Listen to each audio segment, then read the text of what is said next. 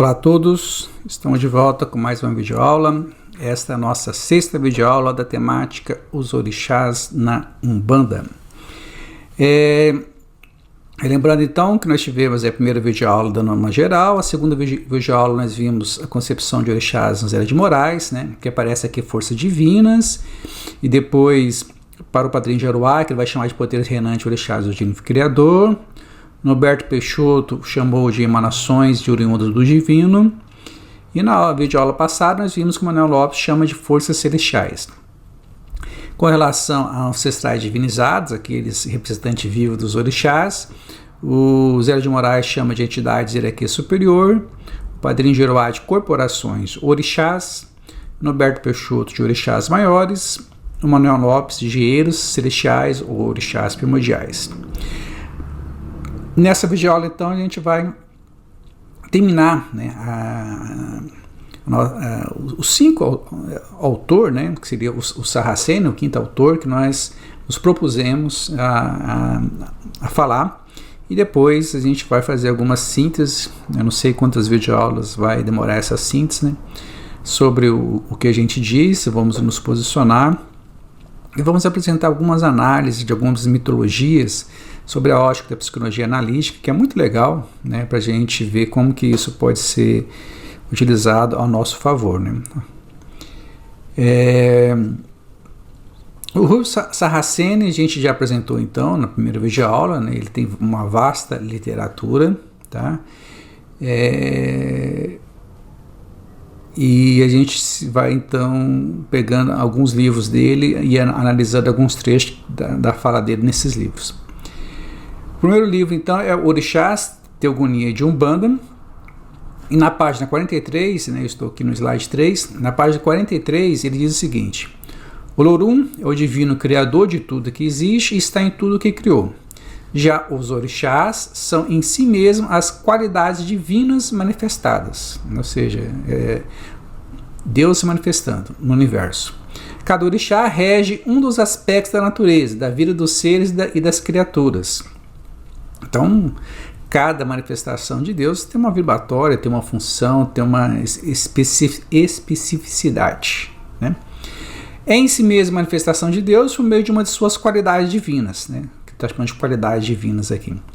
Logo, se adoramos Ogum, que é em si mesma a qualidade ordenadora de Olorum, né? Ou seja, Deus, então, se manifesta no universo, e uma das suas manifestações pode se perceber pela ordenação, né, pela ordem do universo, o que seria então o que nós chamamos de força de Ogum, né?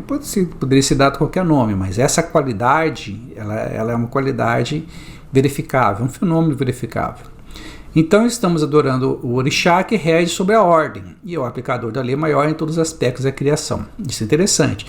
Então ele rege sobre a ordem em todos os aspectos. Então há uma ordem digamos assim,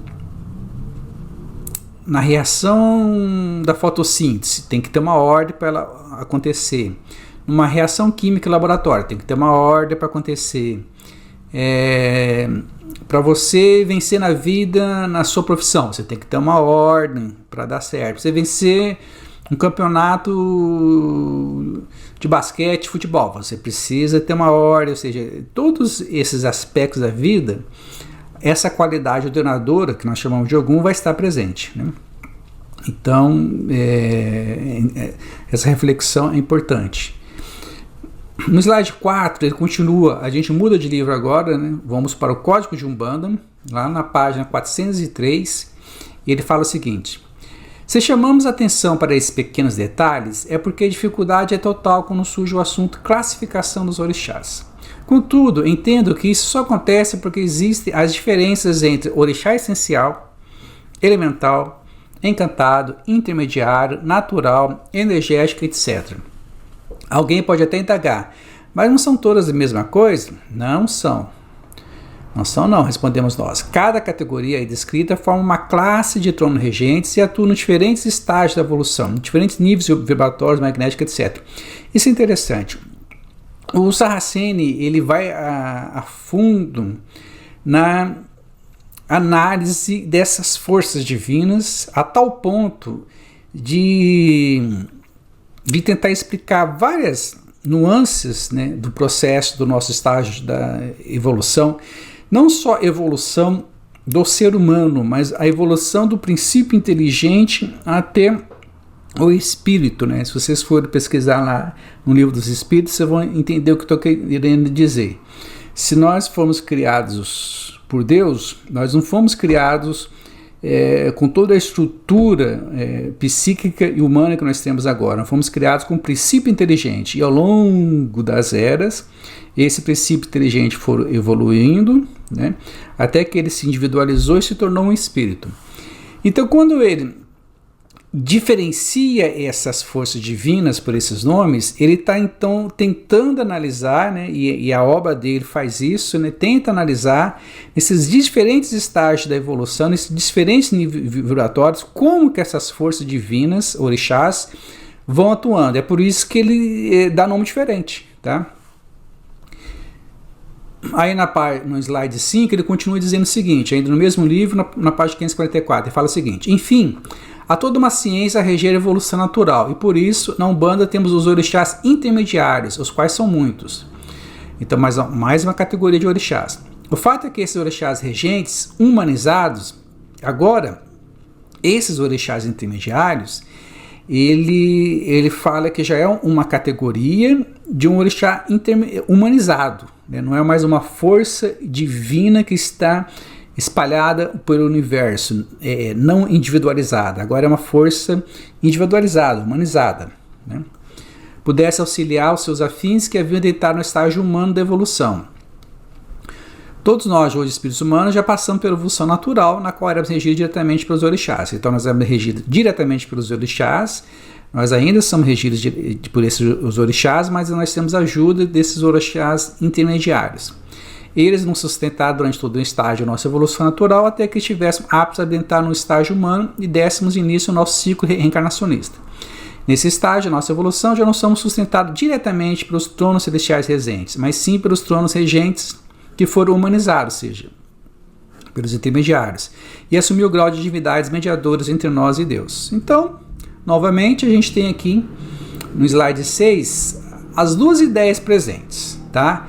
Forças divinas manifestando o universo como um todo, que ele vai chamar então de orixás. Só que aqui ele vai analisar, né, isso de diferentes maneiras, diferentes estágios evolutivos do princípio espiritual até o humano, não só da evolução do ser humano, tá? E para fazer isso, ele vai então categorizar, né, essas ações de Deus, né, no universo como um todo, em diferentes tipos de manifestações, diferentes tipos de orixás, tá? Aí são muitos nomes que ele apresenta ao longo das obras dele. E às vezes aparece numa obra e não aparece na outra. O Sarraceno tem em torno de 50 livros publicados, tá? Desses 50 livros, que eu me lembro aí de cabeça, olha, uns 15 vai tratar do assunto orixás. Apesar da maioria desses livros ele repetir a mesma ideia, e às vezes até um Ctrl-C, Ctrl-V mesmo, de um livro para o outro, mas sempre tem ali um parágrafo ou outro que tem uma ideia um pouco diferente, uma explicação um pouco diferente, e surge um nome diferente, um orixá diferente, né? Então é por isso que a gente sempre coloca esse etc aqui, tá? Mas os principais que aparecem na obra dele é essencial, ancestral e natural. E além disso, ele também entende que alguns orixás intermediários, não são todos, né, boa parte dos orixás intermediários humanizados auxilia nesse processo, que faz a parte do que nós estamos chamando então de ancestrais divinizados, tá? Porque os outros autores deram outros nomes, mas também aparece então essa categoria, né, de ser, né, divinizado não no sentido de se tornar Deus, tá, gente? Divinizado no sentido de evoluídos moralmente, evoluídos em conhecimento, evoluídos, mais integrados com Deus e mais aptos, né, a trabalhar por Deus na sua criação, né? O que nós vimos que o Norberto Peixoto lá também chamou de engenheiros siderais, né, os co-criadores, né? Bom, enfim. Agora eu apresento para vocês um gráfico, né, para a gente entender um pouquinho essa hierarquia que o Sarraceni coloca dos orixás essencial, ancestral, natural. Basicamente, o que ele está falando é o seguinte: tem um criador, né, que seria aqui o Olorum, Senhor do Universo. Ele se manifesta na natureza por meio desses orixás. Tá? Ele não diferencia, como falei para vocês no vídeo anterior, de orixá para orixá. Tá? Tudo é orixá. Bom, então tem um criador, e ele fala então que essas manifestações divinas são várias, né? Assim como os outros também falaram, mas existem 7 principais. E como é que você chega nessas 7 principais? Você faz o caminho analisando quais são as essências principais que a gente tem na natureza. Então nós temos 7 essências principais da natureza, então ele chega a 7 essências principais vindas de Deus. Existem outras. Aí isso nos ajuda a entender o número 7, né? Por que 107 linhas da Umbanda? Então, dessas essências, ele vislumbra, né, a essência aquática, né, a água, a essência telúrica, terra, a essência eólica, o ar, a essência vegetal, né, as matas, a essência mineral, né, os minerais e os cristais.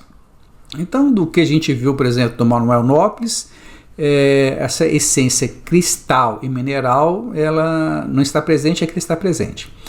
E dessa essência, né, de Deus, né, ela faz, então, alguns sentidos, né, em nossa vida. Né? Então, a essência cristalina, ela nos traz ali o sentido da fé. Mineral relacionado com amor. O vegetal, o sentido, né, do conhecimento. A iguinha, o sentido da razão. A eólica, o sentido da lei. A telúrica, da evolução. A aquática, da geração. Tá? Lembrando que isso vai estar atuando, obviamente, em tudo na natureza. Vai estar atuando no raio, vai estar atuando no vento, vai estar atuando na terra, vai estar atuando em todos esses orixás aqui, essas essências estão presentes. É claro, né, que no ar vai estar presente mais as essências eólicas. Então, essa manifestação de Deus, nesta fase, nessas essências, é chamada de orixás essenciais. Tá? Bom, na outra plano divino, né, então essas essências essenciais estão num plano vibratório. No próximo plano vibratório, essas essências, né, se transformam. Tá? E aqui, em que ela é pura, aqui nesse ponto ela começa a ser polar. Quando ela começa a se manifestar no outro plano vibratório, ela começa a se polarizar. Tá? E ele chama isso de orixás ancestrais. Então nós vamos ter um orixá ancestral que veio da essência cristalina, né, no sentido da fé, e a sua polarização origina então o que se denomina de Oxalá e Oiá, tá?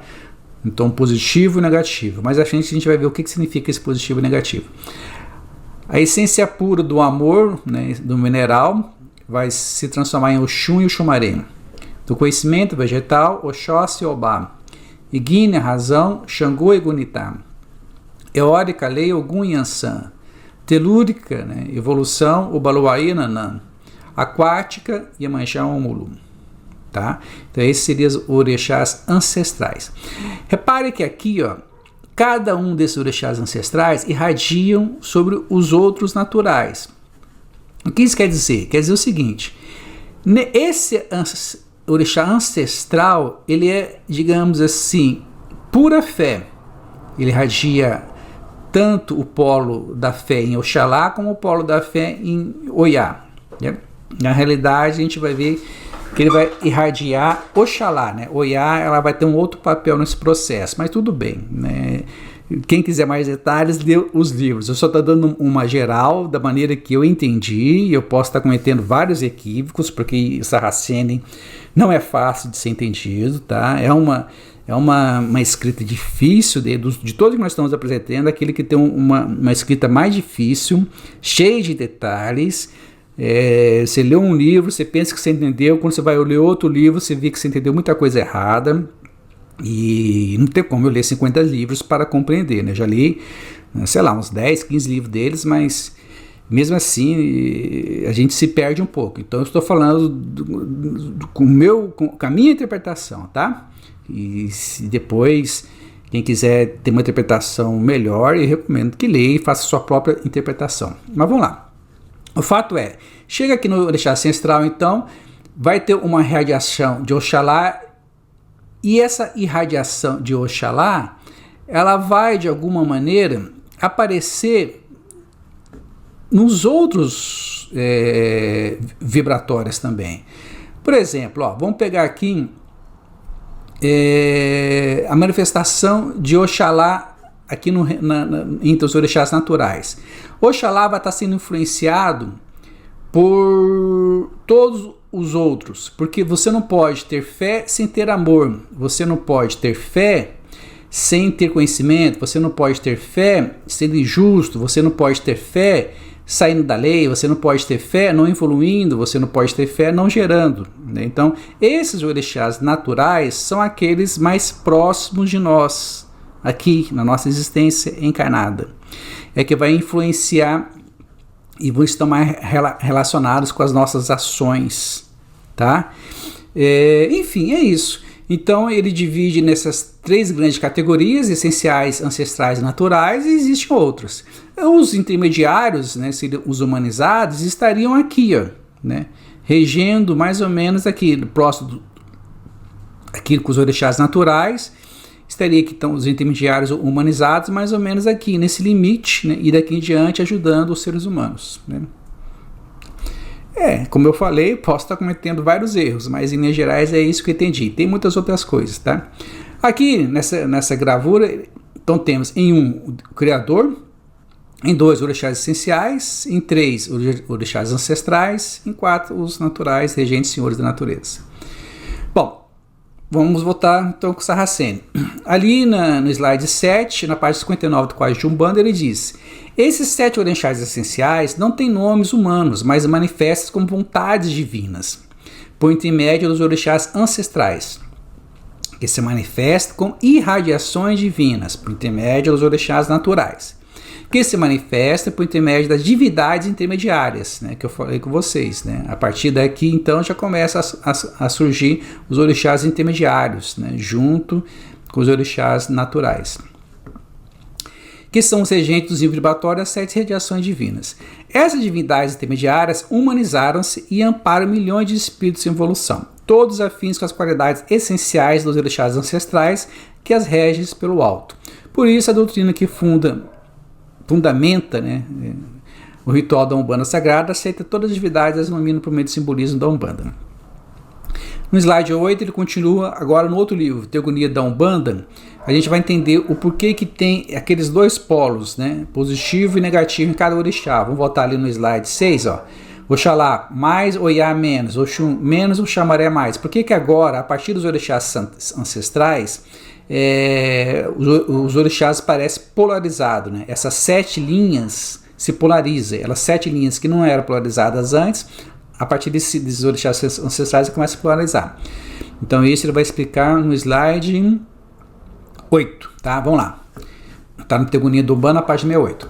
Como já comentamos, que o Lourum, ao exteriorizar-se, o faz de forma dupla, em ativo, passivo, positivo, negativo, irradiante, concentrador, macho, fêmea, etc. Esse etc é importante, que outras pares, né, nessa dupla relacionada com os orixás.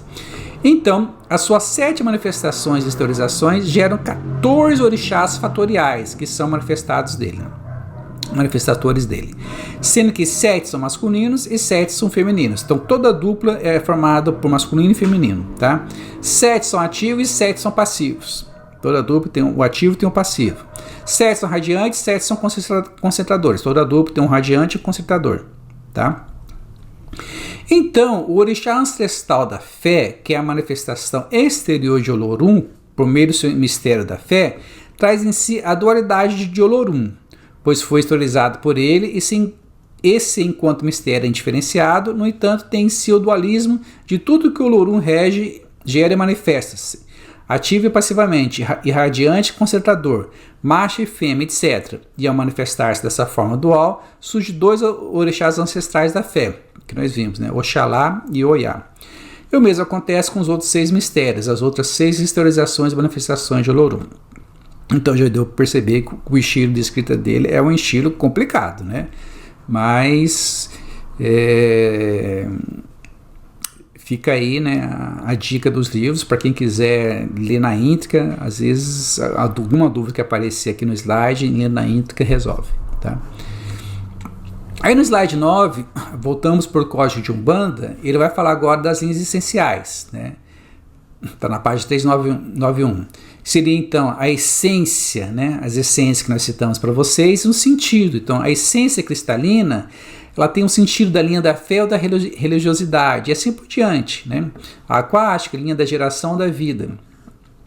Nós a chamamos de linhas essenciais porque seus regentes planetários vibram continuamente. Então, essas vibrações estão continuamente sendo emitidas pelo Criador. Outras também, mas essas são, que nós falamos, essenciais, tá?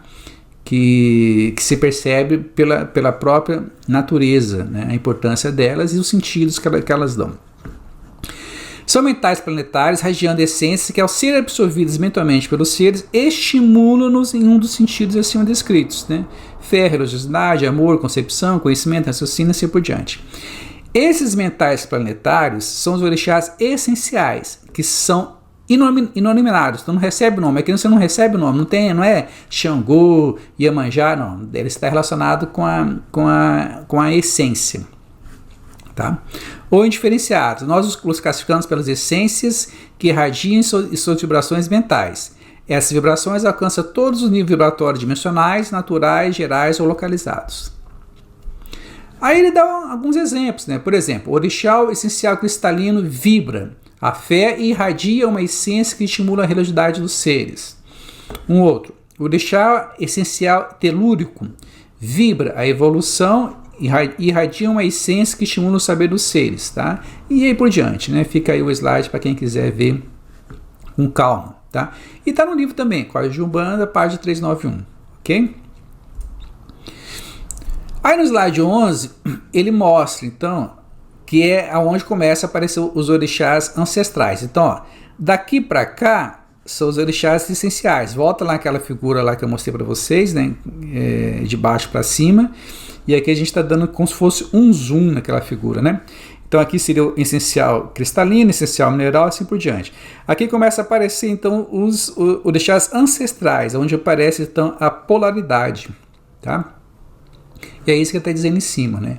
Então, Oiá, Oxalá, Oxum, Oxumaré, né? E vem essa polaridade. No slide 12, ele já, né, bem dizer, ele explica o que eu acabei de falar para vocês, né? Que agora já não são essenciais ou puros, mas assim aqueles com as qualidades fundamentais, atributos regentes, atribuições naturais, são as mais afins com linhas puras ou básicas. Ah, tá. É o seguinte. O que está querendo dizer aqui é o seguinte: por que aqui nessa da essência cristalina, do orixá ancestral, apareceu Oiá e Oxalá? Por quê? Porque pela mitologia, pelo que se conhece de Oxalá, pelo que se conhece de Oiá, é aqueles que estão mais afim com essa essência cristalina, né, com esse orixá essencial, né, da essência cristalina. A mesma coisa aqui. Por que o Obá e Oxóssi está aqui? Porque, pelo que você conhece a mitologia, é aquele que mais se afiniza. Isso não quer dizer que outros não poderiam estar aqui, né? Mas o Oxóssi e o Obá é o representativo disso, tá? Agora, pelas combinações, se vocês voltarem lá, vocês vão ver que tem várias linhas inclinadas e elas se cruzam. Por aqueles cruzamentos, né, você também consegue encontrar outros orixás que possa ter essência vegetal, né, e a ígnea, a vegetal e a eólica. Aí vai surgindo as outras categorias, né, as outras mitologias, e vão se incluindo os outros orixás que a gente tem pelas mitologias, tá? Bom, mas aí um livro ele dá mais detalhes quanto a isso. Aí no slide 13, então ele fala, né? Assim entendido, explicamos orixás que codifica as linhas mistas ou 7 linhas de Umbanda. 7 linhas com essa pluralidade, né? Então a cristalina, Oxalá, irradia religiosidade e estimula a fé. Oiá, colhe os religiosamente frágeis. Então veja bem, um está sempre estimulando e o outro está reparando algum desequilíbrio. Tá? Então Oiá ela vai atuar quando houver um desequilíbrio, vai colher religiosamente os frágeis. Tá? É por isso que nesse caso aqui, né,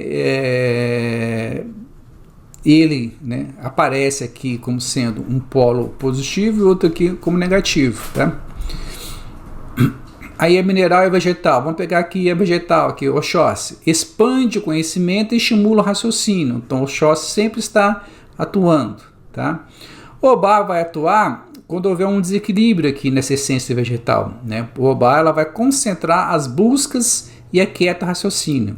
Tá? Aqui, por exemplo, o Oxum, né, irradia o amor e estimula a concepção. Né? O Xumaré vai atuar quando houver um desequilíbrio, vai paralisar a sexualidade e os vícios sexuais. Então essa polaridade está presente sempre nesse sentido. Né? Vai acontecer a mesma coisa com a ígnea, eólica, Xangô e Yansan, Ogum e Gunitá.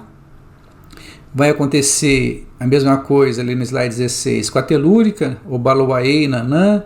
O Baloaê irradia o saber, estimula a evolução, Nanã decanta os excessos, concentra os seres. E por último a aquática, né? A Iemanjá irradia a criatividade, estimula a geração, e o Mulu paralisa, esgota, criativiza a geração viciada. É interessante, né, você pensando assim, sempre tem que ter um que vai balancear o outro, porque se você, por exemplo, tiver algo que sempre está gerando, criando, você pode